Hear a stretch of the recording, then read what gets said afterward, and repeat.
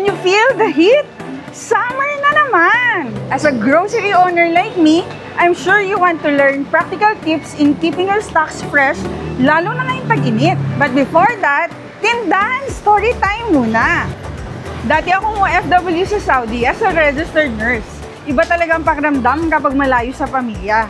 Praise God for my husband na convinced na ako to stay and mag-put up ng business instead. Bigasan lang talaga dapat ito. But God has better plans. Sa kaka-add ng mga products at assortment, napalagurin namin siya into a grocery store. Napaka-challenging at the start pero doon ka makakapag-isip ng strategies to improve your business. Dahil maraming resort sa area namin, nag-invest din kami sa tricycle para we can offer free delivery.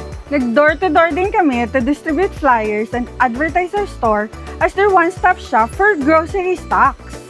Ngayon, we are already preparing for the busy months of our grocery, which brings me to tip number 1. Familiarize yourself with the seasonality of your area. Dahil puro resorts dito sa amin, peak season ang summer. We replenish during the weekdays para complete ang stocks pagdating ng guests sa weekends. I'm thankful for Suising's free delivery service dahil it saves us time and effort na bumiyahe, lalo ngayong tag-init. Tip number 2. Forecast properly para hindi mag-over or under ang inventory. Know your store's storage capacity and turnover ng paninda para always fresh ang stocks.